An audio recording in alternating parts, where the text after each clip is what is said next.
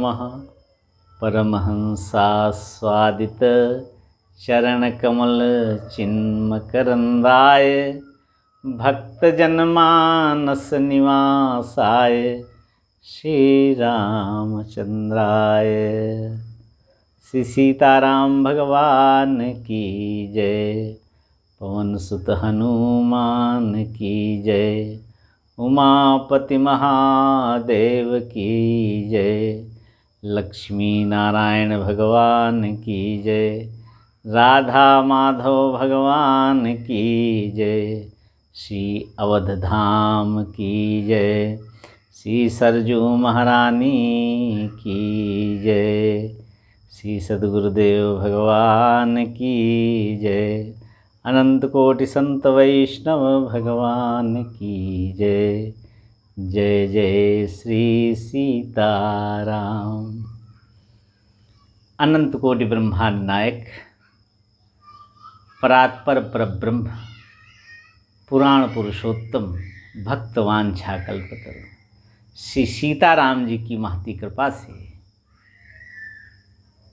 आज हम सुंदरकांड के उस प्रसंग की चर्चा करेंगे जहाँ पर भगवान श्री राम समुद्र के तट पर विभीषण जी के सुझाव से दर्भ बिछाकर कुश के आसन पर बैठकर समुद्र से प्रार्थना कर रहे हैं कि मुझे मार्ग दे दो। अस कहि प्रभु अनुजहि समझाई, सिंधु समीप गए रघुराई। प्रथम प्रणाम कीन सिरनाई, बैठे पुण्य तट दर्भ डसाई। भगवान श्री राम बैठ गए और समुद्र से प्रार्थना करने लगे कि मुझे मार्ग दे दो। और पीछे से रावण ने जो दूत भेजे थे उन दूतों ने देखा भगवान राम का स्वभाव। सकल चरित तिन देखे, धरे कपट कपिदेह। प्रभु गुण हृदय सराहहि, शरणागत परनी। हृदय में आनंद भर गया भगवान का स्वभाव देख करके। और यह तो भगवान की कृपा ही है उन पर कि भगवान का स्वभाव उनको अच्छा लगा और भगवान के स्वभाव के बारे में उनके हृदय में स्मरण करके आनंद हो रहा है। और प्रगट बखाने राम स्वभाव, अति सप्रेम गा बिसरि दुराऊ। वो स्वामी जी अति सप्रेम लिखते हैं। और उत्तरकांड में लिखा है, राम कृपा बिन सुन खगराई, जान न जाए राम प्रभुताई। अब इनको रावण के भेजे हुए गुप्तचरों को भगवान राम का प्रताप समझ में आ गया, उनका स्वभाव समझ में आ गया। और शंकर जी कहते हैं, उमा राम स्वभाव जिह जाना, ताहि भजन तज भाव न आना। ये अति सप्रेम प्राप्त हो गया इनको। ये राम की कृपा के बिना हो नहीं सकता है। ये कागभूषण जी का सूत्र है कि राम कृपा बिन सुन खगराई, जान न जाए राम प्रभुताई। और जब राम की प्रभुता जब समझ में आ जाती है तो प्रतीति हो जाती है। जाने बिन न होए प्रतीति। जब तक भगवान राम के बारे में जाना न जाए, राम का स्वभाव जाना न जाए, तब तक विश्वास नहीं होता कि कोई मेरा रक्षक होगा जो संसार से अलौकिक है। अभी तक तो संसार के ऊपर विश्वास हम कर रहे हैं, लेकिन भगवान राम का स्वभाव जब जान गए तो फिर संसार के प्रति विश्वास नहीं, संसार के प्रति अविश्वास और प्रभु श्री राम के प्रति परम विश्वास हो जाएगा। जब राम की प्रभुता समझ में आएगी। और कागभूषण जी कह रहे हैं, राम कृपा बिन सुन खगराई, जान न जाए राम प्रभुताई।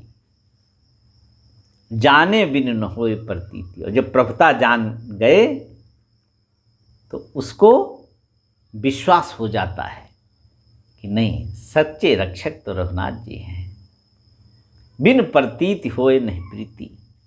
और जब विश्वास हो गया तो प्रीति हो जाती है।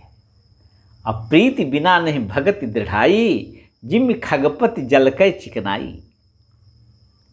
और जब तक भगवान राम के चरणों में प्रेम न हो जाए, अनुराग न हो जाए, तब तक भक्ति दृढ़ नहीं होती है। ये जो गुप्तचर हैं रावण के भेजे हुए, इन्होंने भगवान राम के उस स्वभाव को देखा जिसमें सबके मना करने के उपरांत भी भगवान ने कहा नहीं, जो सभीत आवा सरनाई, रखियों ताहि प्राण की नाई। विभीषण को बंधक बनाकर रख लो, ऐसा श्री सुग्रीव जी ने सुझाव दिया था। केवल हनुमान जी ने ही अनुमोदन किया था कि विभीषण शरणागत है, उनको शरण में ले लो रघुनाथ जी। और भगवान राम ने एक सूत्र वहाँ पर दिया था, सक्र प्रपन्नाय तवास्मीति च याचते, अभयम सर्वभूतेभ्यो ददामि एतद् व्रतम मम। कोई मेरी शरण में आ जाए और कह दे रघुनाथ जी, अब मैं केवल आपका हूँ, अब न मैं पुत्रों का हूँ, न पत्नी का हूँ, न माता पिता का हूँ, न भाई बंधु का, न धन का हूँ, न रिश्तेदारों का हूँ, मैं किसी का नहीं हूँ, केवल आपका हूँ। तवास्मीति च याचते, अभयम सर्वभूतेभ्यो ददाम्येतद् व्रतम मम। उसको मैं संपूर्ण भूतों से निर्भय बना देता हूँ। और इतना ही नहीं, गुप्तचरों ने देखा कि विभीषण जी को शरण में तो भगवान ने लिया ही, और विभीषण को विभीषण नहीं कहा, रावण के भाई से संबोधित नहीं किया, निशाचर और राक्षसों से भी संबोधित नहीं किया, इन उपनामों से संबोधित नहीं किया। भगवान ने संबोधित किया तो किससे संबोधित किया? कहु लंकेश सहित परिवारा। लंका के राजा कहकर विभीषण को पुकारा और अपना मित्र स्वीकार किया। खल मंडली बसहु दिन राती, सखा धर्म निभाए केहि बाती। इस स्वभाव को यह गुप्तचर देख रहे हैं। सकल चरित तिन देखे, धरे कपट कुपि देह। प्रभु गुण हृदय सराहें, शरणागत परनेह। और प्रगट बखानहि राम स्वभाव, अति सप्रेम गा बिसरि दुराऊ। सकल सुमंगल मूल जग, रघुपति चरण स्नेह। रघुनाथ जी के चरणों में प्रेम हो जाना सारे मंगलों का भी मंगल है, और वो मंगल इन गुप्तचरों को प्राप्त हो गया, क्योंकि निष्कपट भाव से भगवान राम के गुणों का गान करने लगे। प्रगट बखानहि राम स्वभाव, अति सप्रेम गा बिसरि दुराओ।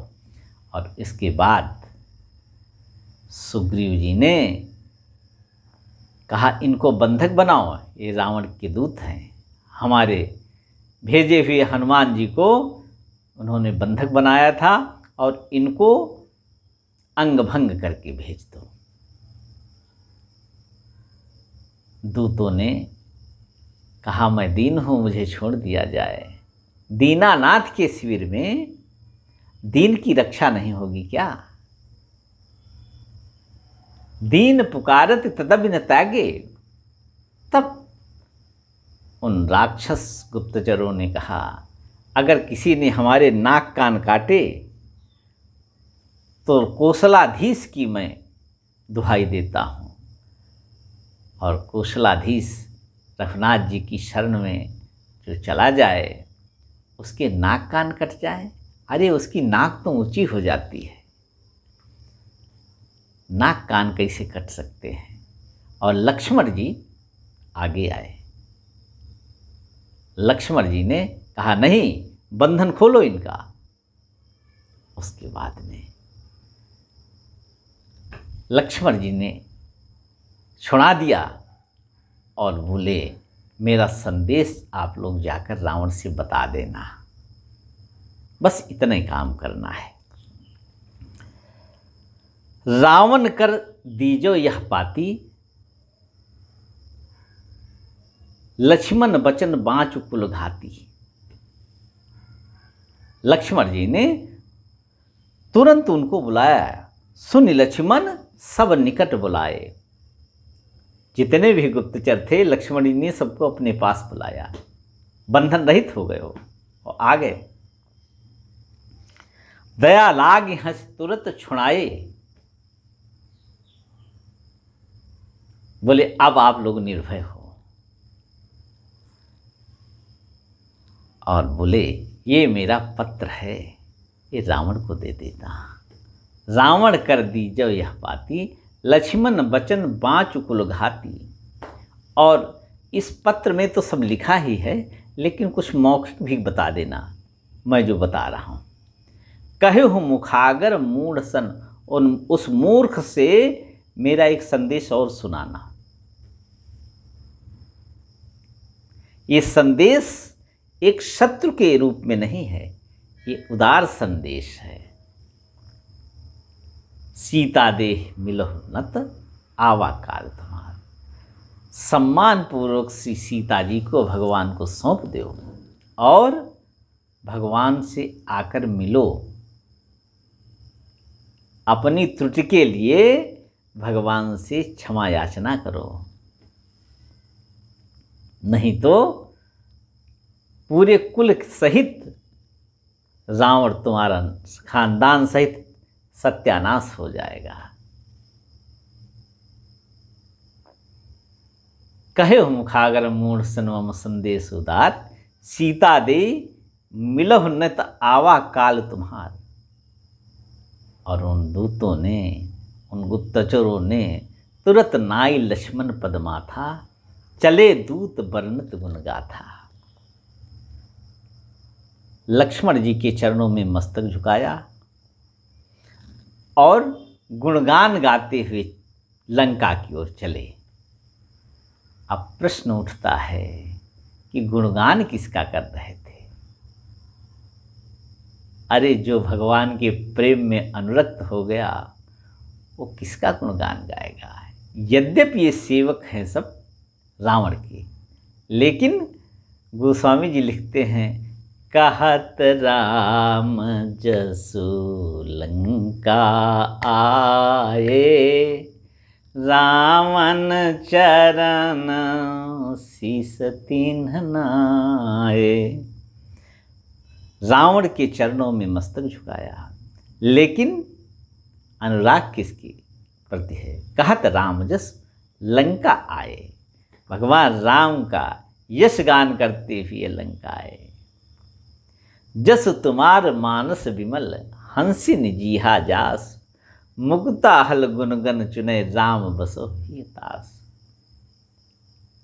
जिसकी जीभ रूपी हंसिनी भगवान के गुणों और उनकी लीलाओं के मोतियों को चुनती रहती है, अर्थात रघुनाथ जी की लीलाओं का जो वाणी से गान करता रहता है। वाल्मीकि जी कहते हैं, रघुनाथ जी उसके हृदय में आप निवास करो।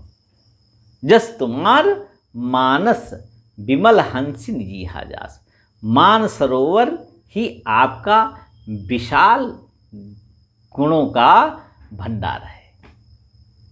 जो लीलाएं हैं वो आपका मानसरोवर है, और उस मानसरोवर में जिसकी जीभ रूपी हंसिनी विराजती है और मुक्ता हल गुणगन चुने, और वहाँ पर आपके गुणों के मोती जो चुनती है, अर्थात आपके जो गुणगान जिसकी जीभ करती है, राम वसो ही हेतास, हे राम उसके हृदय में आप निवास करो। अब जितने भी लक्षण हैं भगवान राम को प्रसन्न करने के, एक संत के, एक भक्त के, वो सब लक्षण भगवान राम का स्वभाव देखकर इनमें स्वतः ही अवतरित हो गए और कहत राम जस लंका आए, रावण चरण शीस तिन्नाए। रावण ने देखा, ठहाका लगाकर हंसा और सबसे श्रेष्ठ जो उन गुप्तचरों में थे वो शुक थे। बिहसी दसानन पूछी बाता, कहा सी न सुख आपन कुशलाता। रावण ने कहा, पहले अपनी कुशल कहो, ठीक ठाक हो ना, और फिर विभीषण की कुशल कहो। जिसकी मृत्यु सिर पर मंडरा रही है उस विभीषण के बारे में कुछ बताओ। और रावण ने अपने सभासदों को संबोधित करते हुए कहा, कर्द राज लंका सठ त्यागी। अरे उस मूर्ख ने अच्छा खासा राज्य करते हुए लंका का त्याग कर दिया और अब जौ के साथ घुन भी पिसेगा।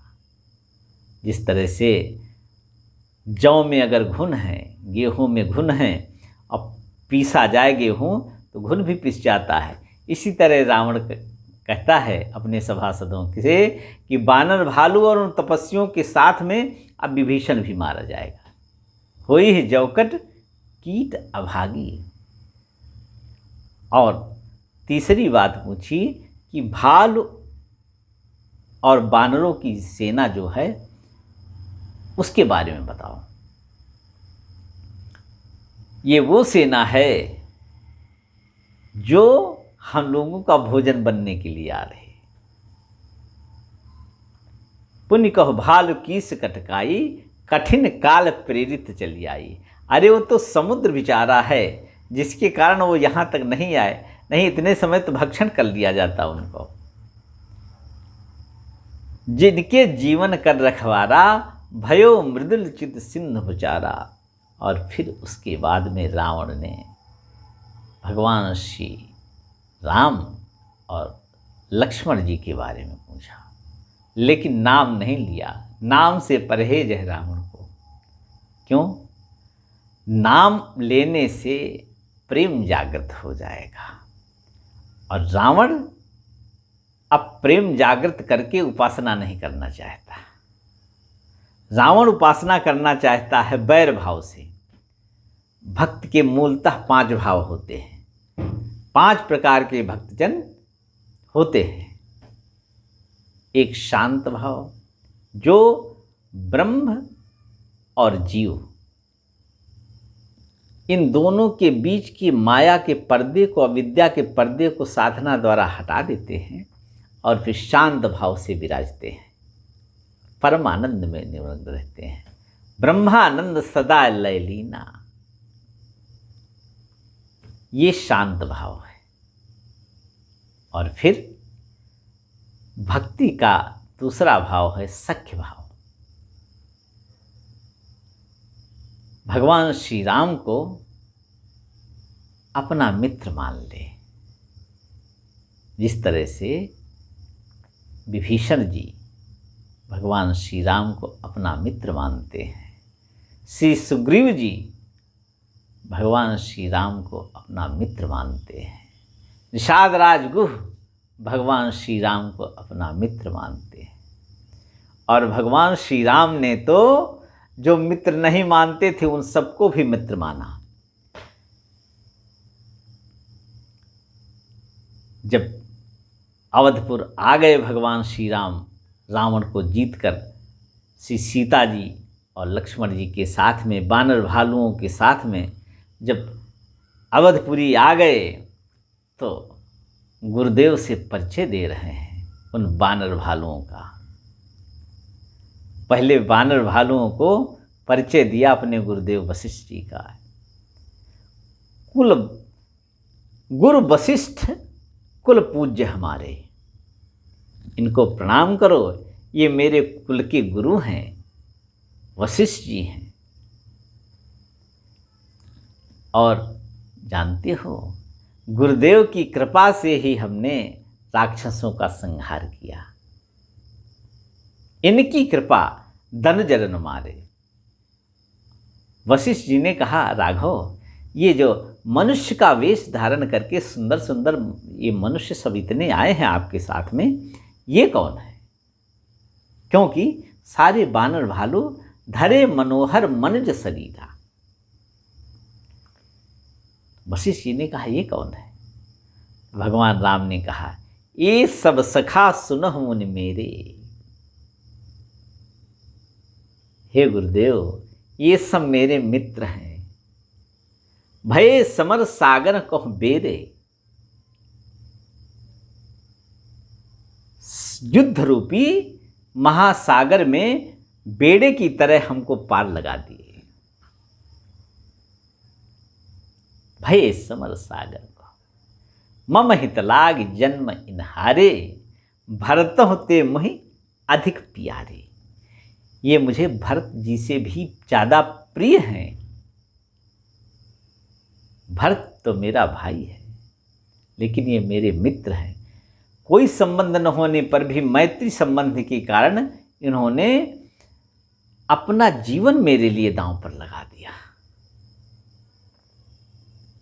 तो भक्ति का दूसरा भाव सख्य भाव।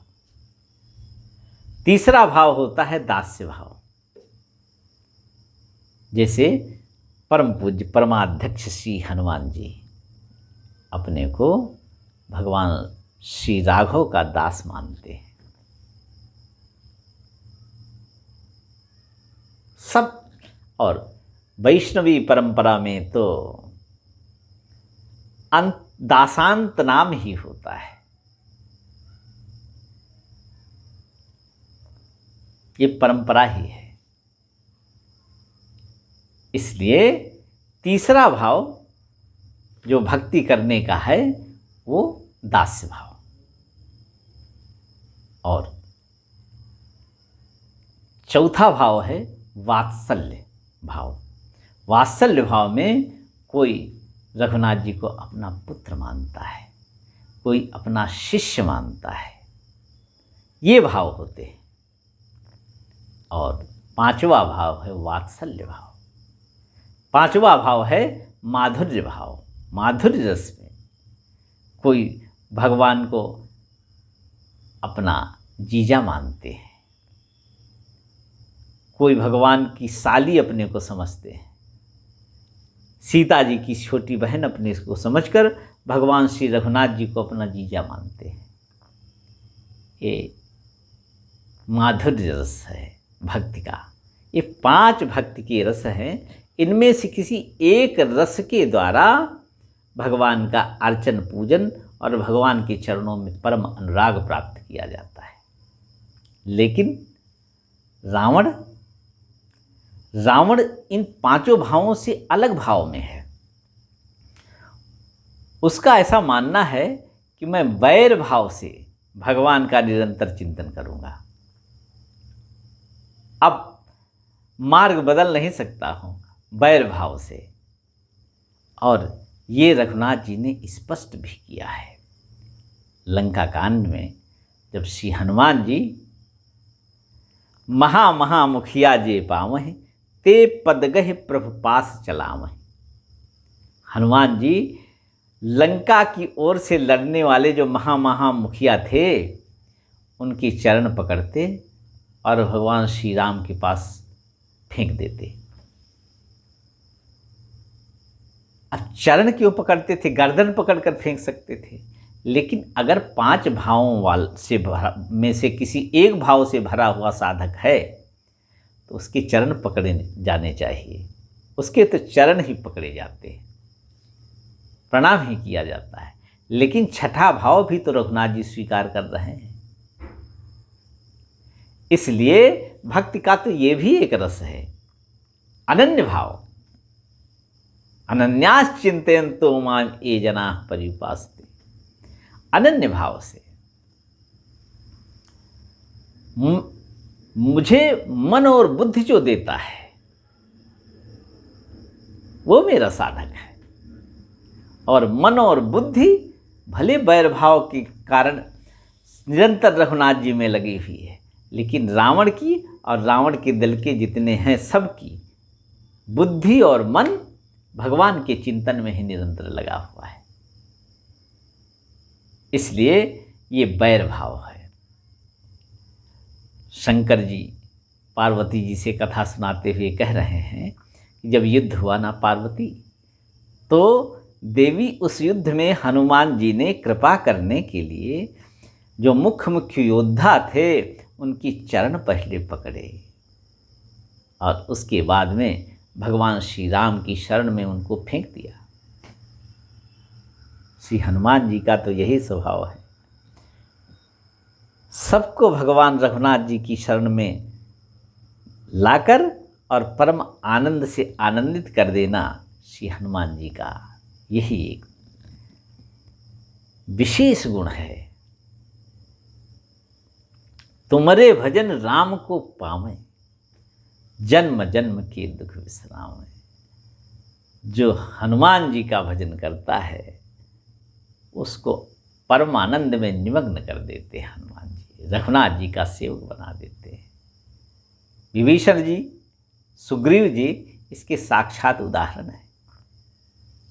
और हनुमान जी ने क्या किया है लंका में, महामुखिया जे पावह, ते पद गह प्रभु पास चलावह। विभीषण जी से भगवान श्री राम पूछते, मित्र ये कौन आया, अरे ये कौन गिरा आकर के। विभीषण जी उनका नाम बताते और भगवान श्री राम विमान बुलाते और अपने धाम उनको भेज देते।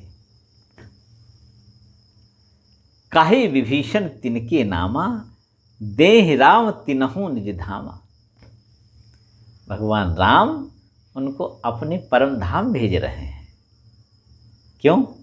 पहली बात तो हनुमान जी के द्वारा भेजे गए हो, और हनुमान जी की जिसकी पीछे पैरोकारी लग गई,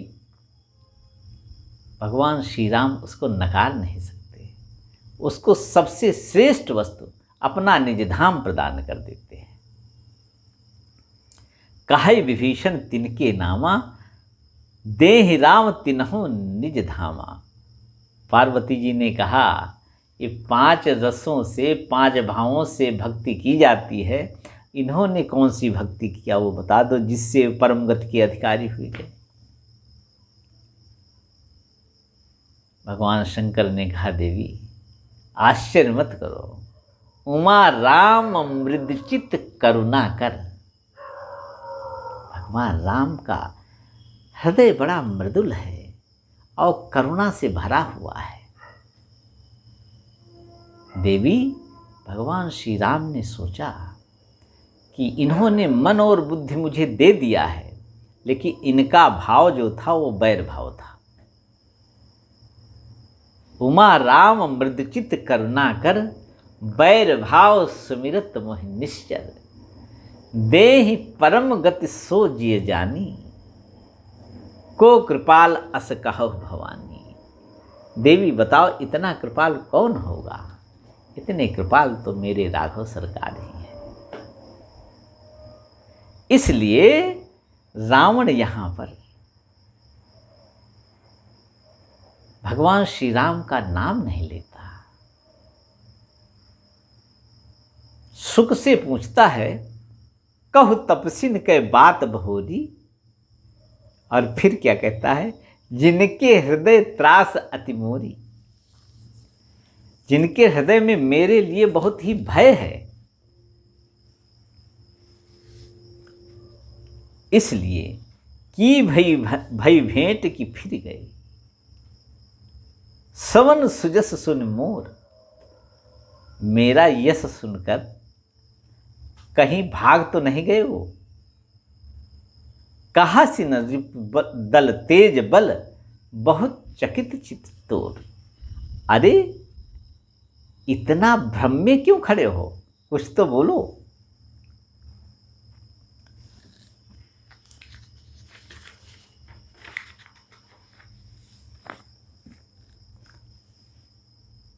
अब शुक ने कहा प्रभु पहले एक हमको वचन दो कि आप क्रोध नहीं करोगे, मैं सारा समाचार बता दूंगा। नाथ कृपा करि पूछे हो जैसे, मानहु कहा क्रोध तज तैसे। और शुक ने कहना प्रारंभ किया, बोले हे दशानन, जब आपके छोटे भाई भगवान राम से मिलने गए तो जाते ही प्रभु श्री राम ने उनको लंका का राजा घोषित कर दिया। मांगा तीरथ सिंध करनीरा, और बोले जतब सखा तो इच्छा नहीं, मोर दरस अमोह जग माही, अस कहि राम तिलक तिह सारा। हे प्रभु, अब आप लंका के राजा नहीं हो, लंका के राजा अब विभीषण जी हैं। जाते ही राम तिलक तिह सारा।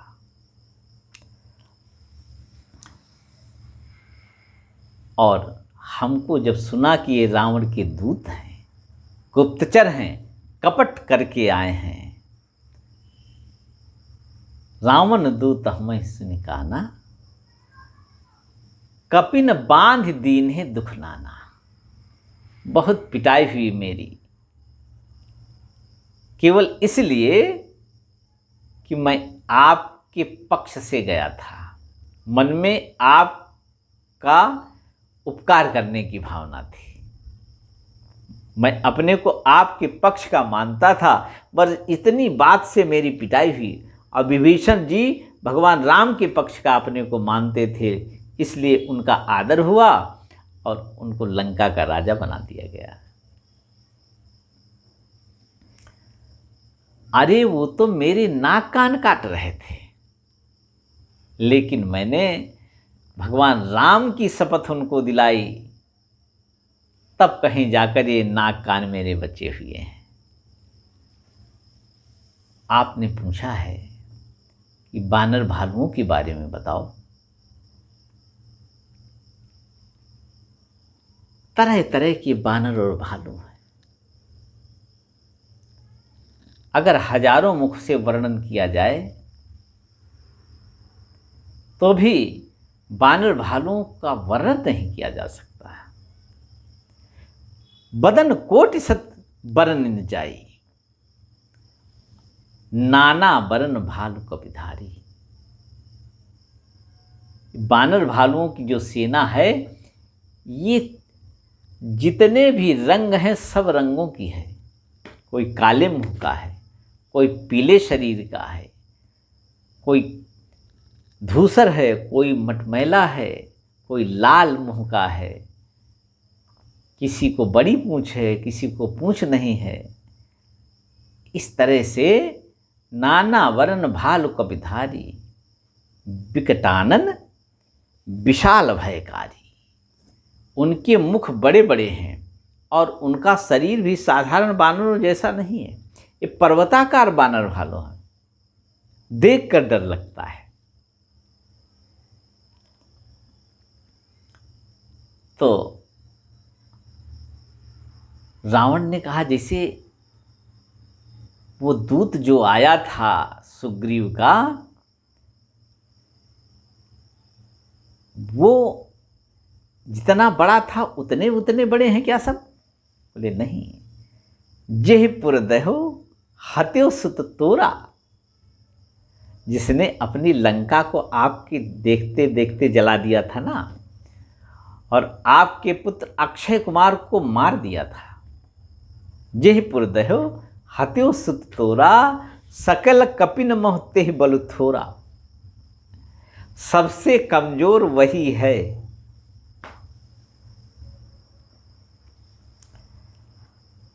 और अमित नाम भट कठिन कराला, उनके नाम अनगिनत तरह के हैं। अमित नाग बल विपुल विशाला,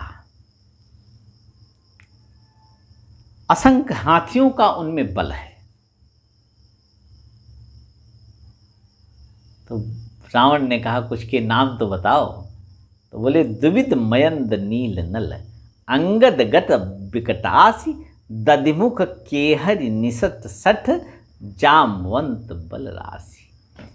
इन सब के बारे में आपको मालूम है, ये बल की राशि है, बल की समुद्र है। ये जितने भी बानर भालू मैंने गिनाए आपको, जिनके बारे में आपको ज्ञात है, और ये सारे कप सुग्रीव के बराबर बलशाली हैं। और सुग्रीव और बाली में बल में कोई अंतर नहीं था, केवल अंतर इतना था कि बाली वरदानी था कि जो युद्ध करेगा उसका आधा बल बाली के पास चला जाएगा। अगर ये वरदान न होता बाली के पास में, तो कदाचित सुग्रीव बाली से पराजित नहीं हो सकते थे।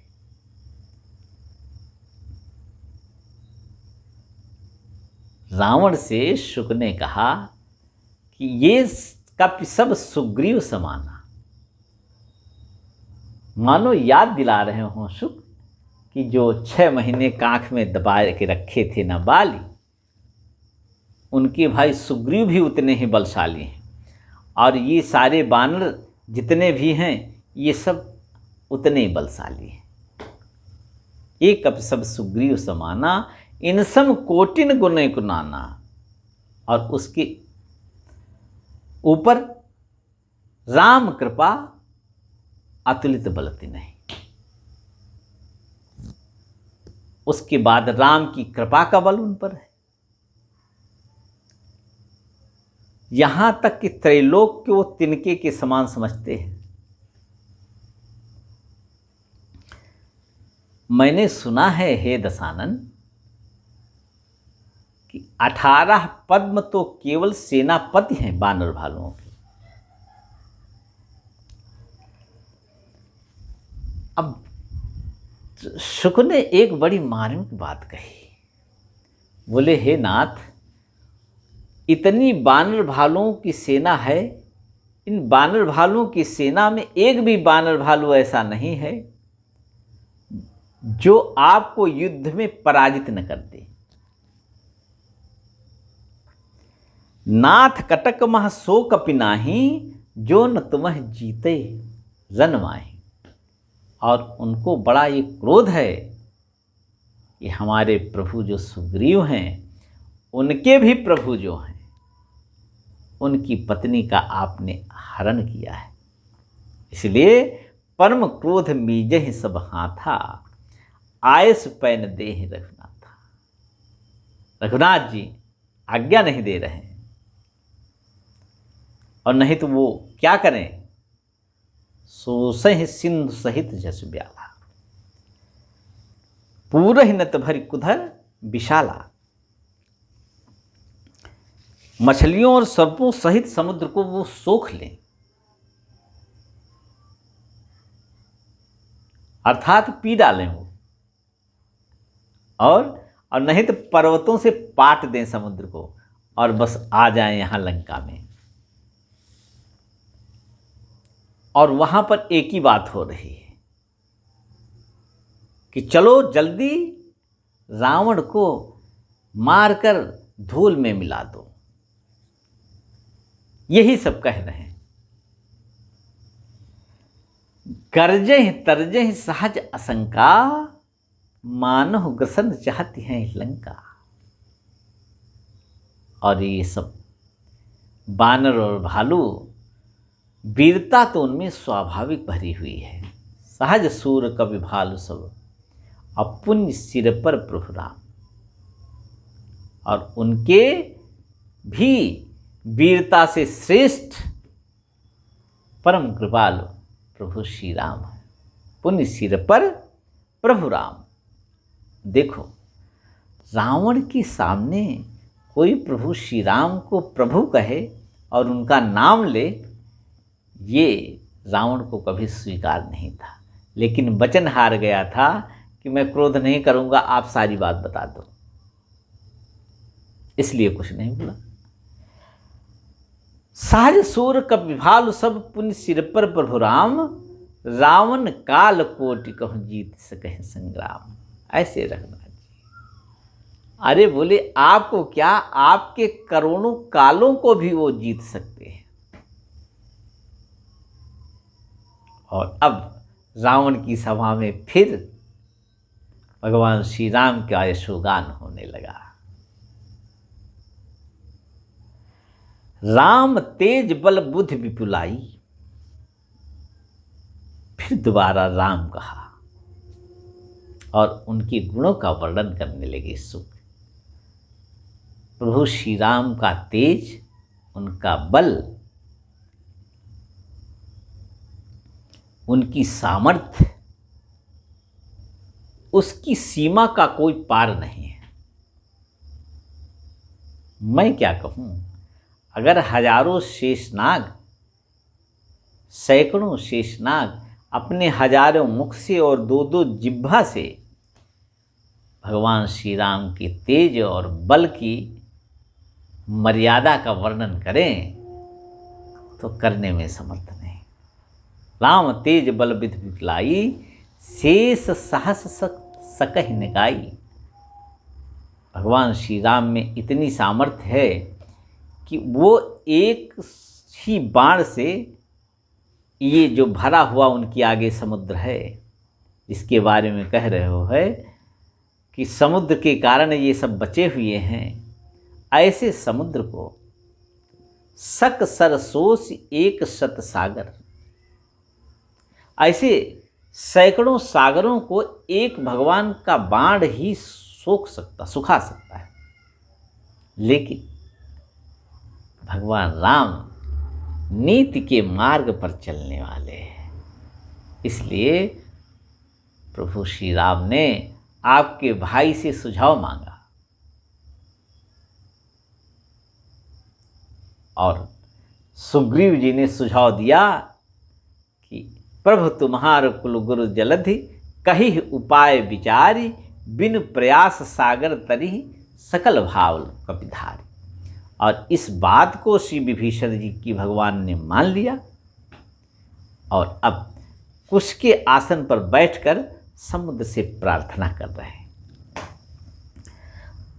तासु वचन सुनि सागर पाही, मांगत पंथ कृपा मन माहि। ये सुनकर रावण अट्टहास करके हंसा।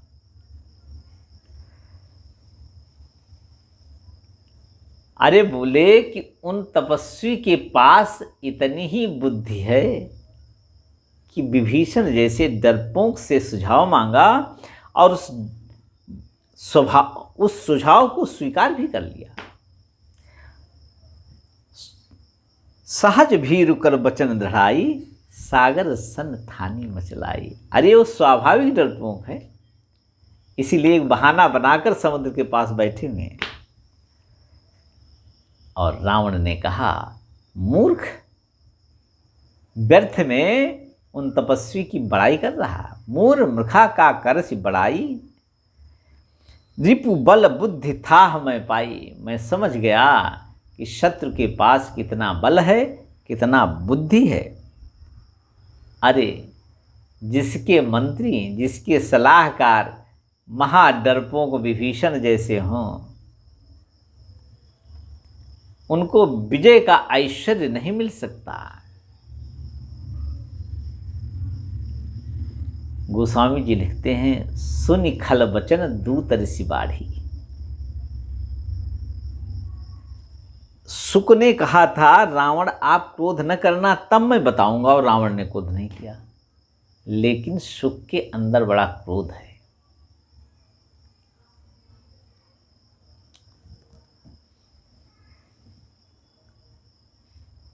सुनि खल बचन दूत ऋष बाढ़ी। ऋष पहले से थी, लेकिन वो अब बड़ी हो गई। बाढ़ी का मतलब वो बड़ी हो गई। क्रोध तो पहले से था। क्यों? क्योंकि अब शुक के साथ में जितने भी गुप्तचर गए थे, भगवान राम के प्रभाव में आ गए हैं वो सब, और अपने को भगवान के पक्ष का मानते हैं। इसलिए उनको सीता जी का अपहरण अब बहुत खल रहा है और रावण के प्रति उनके मन में क्रोध भरा हुआ है। और जब भगवान राम के बारे में रावण ने कहा कि मैं उनकी बुद्धि को, बल को जान गया, तो उसको क्रोध जो अंदर भरा था वो बढ़ा। सुन खल वचन दूत रिस बाढ़ी, समय विचार पत्रिका काढ़ी। समझ गए अब मेरे कहने से काम नहीं चलेगा। अब श्री लक्ष्मण जी ने जो पत्र भेजा है अब उसको मैं देता हूँ, तब इसकी समझ में आएगा। रामानुज दीन ही यह पाती। बोले ये पत्र है, भगवान राम के अनुज ने दिया है, लक्ष्मण जी नहीं कह रहे हैं। किसी न किसी बहाने राम निकले मुँह से और रावण सुने उसका कल्याण हो। नाथ बचाई जुड़ावह छाती। रावण ने हंसकर बाएं हाथ से पत्र ले लिया और मंत्री को पत्र दिया और बोले मुझे पढ़कर सुनाओ। पत्र में लिखा था, बातन मनहि रिझाई सठ, जन घालस कुल खीस। अपने मन को व्यर्थ की बातों में मत रिझा रावण। ये निशाचरों को क्यों मरवाना चाहता है।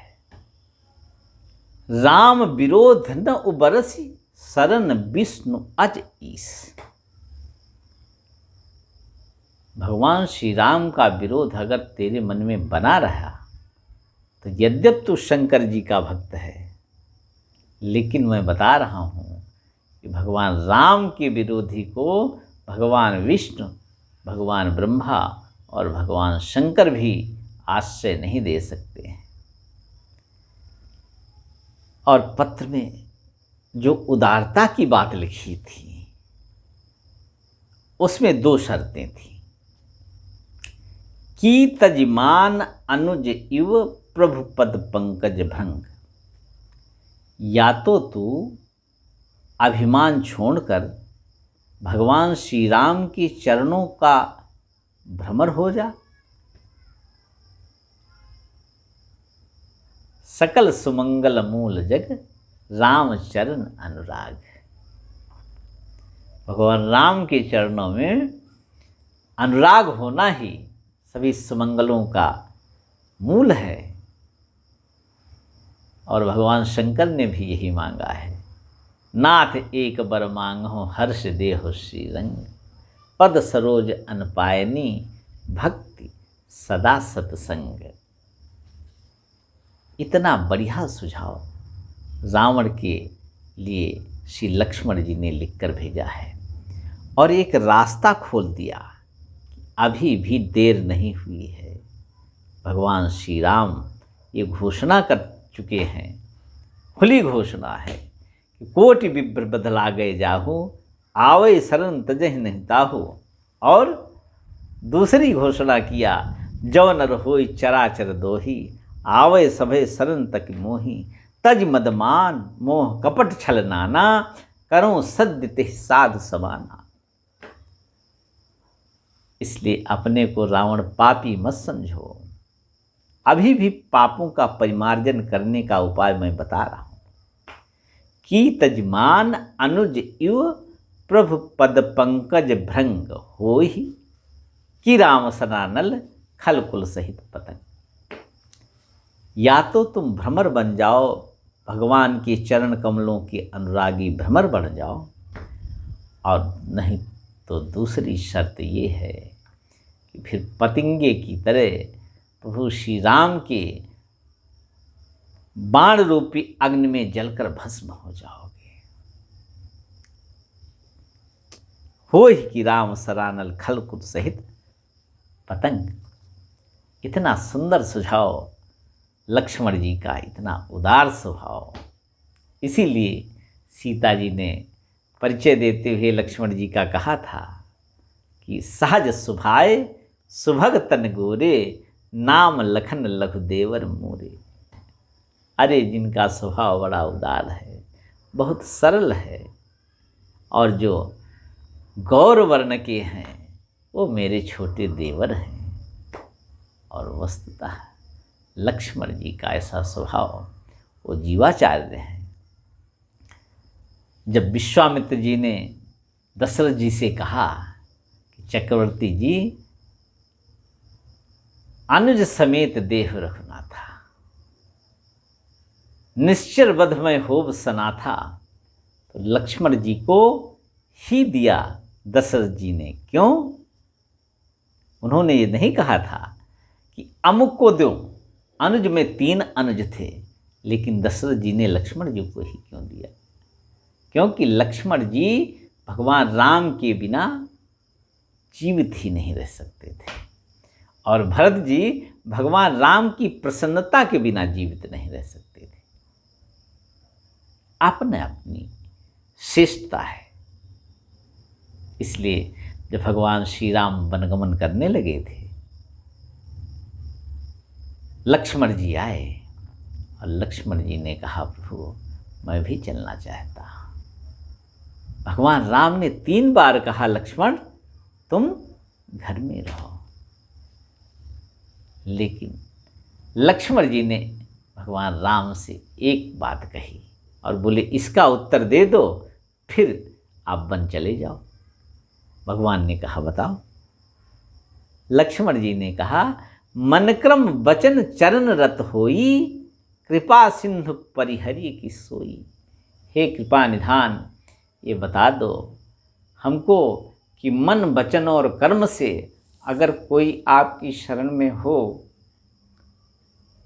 तो उसका आपका त्याग करते हैं? आहा, इसका उत्तर मेरे राघव के पास नहीं था, क्योंकि त्याग कर ही नहीं सकते। और रघुनाथ जी 3 बार कह चुके कि लक्ष्मण तुम घर में रहो। गोस्वामी जी लिखते हैं, करुणा सिंधु सुबंधु के सुनि मृद बचन विनीत, समुझाए और लाई प्रभु जान स्नेह सभीत। अरे इस प्रश्न का उत्तर भगवान ने अपनी कृति से दिया। और लक्ष्मण जी जिनको 3 बार कहा कि घर में रहो, वन मेरे साथ मत जाओ, बस मन कर्म और वचन से लक्ष्मण जी अनुरागी थे, और से अनुरागी को खींचकर भगवान ने हृदय से लगा लिया। करुणा सिंधु सुबंध के सुनि मृद वचन विनीत, समुझाए उरलाई प्रभु जान स्नेह सभीत। और इतने ही प्रश्न से भगवान ने उत्तर क्या दिया इस प्रश्न का, मांगहु विदा मातु सन जाई, रामा सिय रामा रामा, आवहु बेगी चलहु बन भाई, रामा सिय रामा। ऐसे लक्ष्मण जी हैं जो भगवान श्री राम के बिना एक पल भी अकेले रहने की कल्पना नहीं कर सकते हैं। इसलिए जब प्रार्थना की जाती है भगवान श्री राम की, तो यही कहा जाता है, दक्षिणे लक्ष्मणो यस्य वामे तु जनकात्मजा, पुरतो मारुतिर्यस्य तं वंदे रघुनंदनम। ऐसे उदार संदेश को विभीषण जी ही रावण के लिए कह सकते हैं। इसलिए ऐसे उदार संदेश को लक्ष्मण जी ही रावण के लिए कह सकते हैं। इसलिए सदा जीवाचार्य लक्ष्मण जी और जो आज संत हैं उनके प्रति अनुराग हो जाए और वो पापी से पापी को भी रघुनाथ जी के चरणों का भृंग बनाने के लिए तैयार है। उनकी इच्छा है कि कितना भी बड़ा पापी हो, भगवान राम के चरण कमलों का भ्रमर बनने का वो पूरी तरह से अधिकारी है। इसलिए आज की कथा को यहीं विराम। संतों के चरणों में कोटि कोटि प्रणाम। सियावर रामचंद्र भगवान की जय। लोकाभिरामं रणरंगधीरं राजीवनेत्रं रघुवंशनाथं कारुण्यरूपं करुणाकरन्तं श्रीरामचन्द्रं शरणं प्रपद्ये। सियावर रामचंद्र भगवान की जय।